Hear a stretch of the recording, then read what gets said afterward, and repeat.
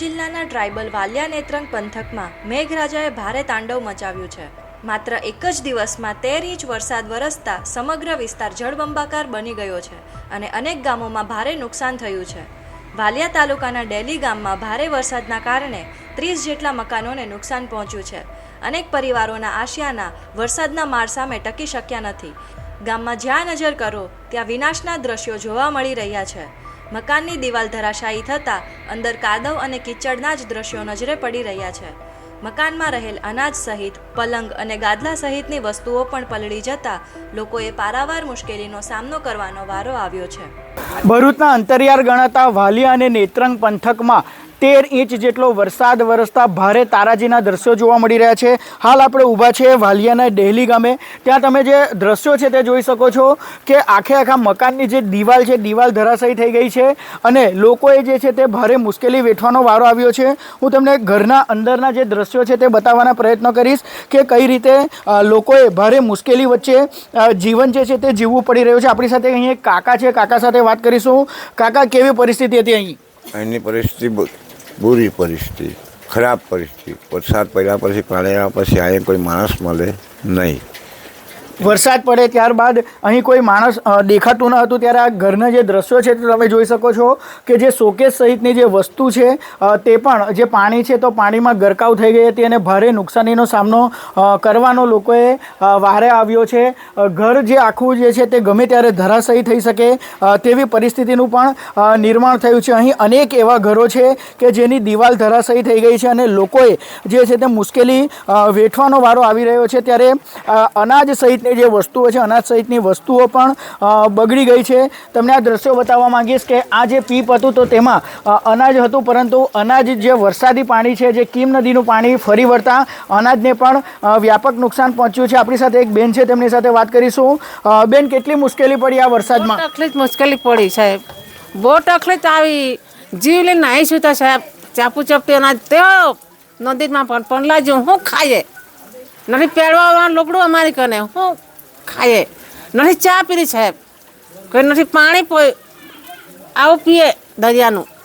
આકાશમાંથી જે આફત વરસી છે ત્યારે લોકોના માથે છત પણ નથી રહી તેવી જે પરિસ્થિતિ છે તેનું નિર્માણ થયું છે। ત્યારે આ જે દ્રશ્યો છે તે તમે જોઈ શકો છો કે જે ઘર વખરી સહિતની તમામ વસ્તુઓ જે છે તે વરસાદમાં પલળી ગઈ છે અને તેના કારણે લોકોએ ભારે મુશ્કેલીનો સામનો કરવાનો વારો આવ્યો છે।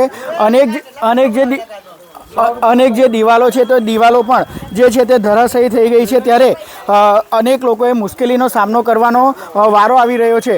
ત્યારે લોકો જે છે તે સરકાર વહેલી તકે સહાય કરી સર્વે કરી અને સહાય ચૂકવે તેવી માંગ કરી રહ્યા છે।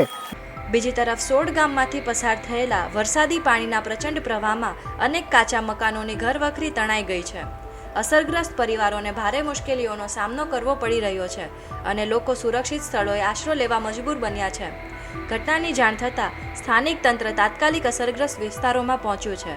નુકસાનનો સર્વે શરૂ કરવામાં આવ્યો છે અને અસરગ્રસ્તોને જરૂરી સહાય પહોંચાડવાની કામગીરી હાથ ધરવામાં આવી છે। આકાશમાંથી અનરાધાર આફત વરસતા ભરૂચના નેત્રંગ અને વાલિયા પંથકમાં ભારે તારાજીના દ્રશ્યો જોવા મળી રહ્યા છે। હાલ કનેક્ટ ગુજરાતની ટીમ ઊભી છે વાલિયાના સોરગામમાં, જ્યાં આ તમામ જે ઘરો છે તો તે ઘરો પાણીમાં ગરકાવ થઈ ગયા હતા। આજે મેઘરાજાનું જોર થોડું ઓછું થતાં પાણી ઓસરી ગયા છે, પરંતુ જે રહીશો છે તેમણે ભારે મુશ્કેલીનો સામનો કરવાનો વારો આવ્યો હતો। ઘરમાં રહેલી જે તમામ ઘરવખરી છે તો તેને ભારે નુકસાન પહોંચ્યું હતું અને પલળી જવાની ભીતિના પગલે જે સામાન છે તે ઉપર ચડાવી દેવાની ફરજ પડી હતી। ઘરમાં રહેલું અનાજ અને ગોદડા સહિતની તમામ જે વસ્તુઓ છે તો તેને ઉપર ચડાવી દેવાની ફરજ પડી હતી। અહીં અનેક જે ઘરો છે તે અનેક ઘરોમાં પાણી ફરી વળ્યા હતા। તેના પગલે ભારે મુશ્કેલીનો સામનો કરવાનો વારો આવ્યો હતો। તમે જોઈ શકો છો કે કઈ રીતના જે સામાન છે તો સામાન પણ આ જે વરસાદી પાણી હતું વરસાદી પાણીમાં પલળી ગયું હતું અને તમામ સામાન વેર વિખેર થઈ ગયો હતો। આ ઘરમાં રહેતા જે સભ્યો છે તેમણે સામે આવેલા અન્ય એક જે પાકું મકાન છે તો પાકા મકાનમાં આશ્રય લેવો પડ્યો હતો। એ પ્રકારની જે પરિસ્થિતિ છે તેનું નિર્માણ થયું હતું। જે અનરાધાર વરસાદ વરસ્યો હતો નેત્રંગ અને વાલિયા પંથકમાં 13.5 ઇંચ જેટલો વરસાદ વરસતા ઠેર ઠેર જળબંબાકારની જે પરિસ્થિતિ છે તો તેનું નિર્માણ થયું હતું। ત્યારે આપણી સાથે કેટલાક લોકો છે તેમની સાથે વાત કરીશું। શું કેવું છે, કયા પ્રકારની પરિસ્થિતિ હતી ગત રોજ અને કેટલી મુશ્કેલી પડી?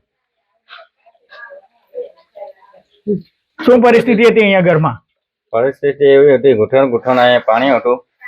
એમને મારા ઘરમાં ઘૂસી ગયું હતું ને અમે બહાર હોલ પાડીને કાઢ્યું છે ને શું કહેશો? કેવી પરિસ્થિતિ હતી અને કાલે કેવી રીતે દિવસ વિતાવ્યો? કાલે જેમ તેમ કરીને દિવસો ઉતાર્યા. છોકરાને લઈને ભાગી ગયા પેલા ઘર ગમી. હવે સરકાર પાસે શું માંગ છે તમારી? સરકાર પાસે એટલી માંગ છે અમારી કે અમારા ગૌચરમાં છે એ અમને ઘર બાંધવા, પાકું મકાન બાંધવા નહીં દેતા. એ અમારી માંગ છે કે અમને પાકું મકાન બાંધવા દે એટલી માંગ છે અમારી. ગૌચર છે એ અમને નામે કરી આપે એટલી માંગ છે અમારી. તો સરકાર જે સર્વે કરી અને જે કાચા ઘરો છે તેમને પાકા મકાનો ફાળવવામાં આવે તેવી સ્થાનિકો માંગ કરી રહ્યા છે. ત્યારે વહેલી તકે આ સર્વે પૂર્ણ કરી લોકો સુધી સહાય પહોંચે તે અત્યંત જરૂરી છે. કેમેરા પર્સન વિરેન્દ્ર પાટીલ સાથે જય વ્યાસ, કનેક્ટ ગુજરાત, વાલિયા.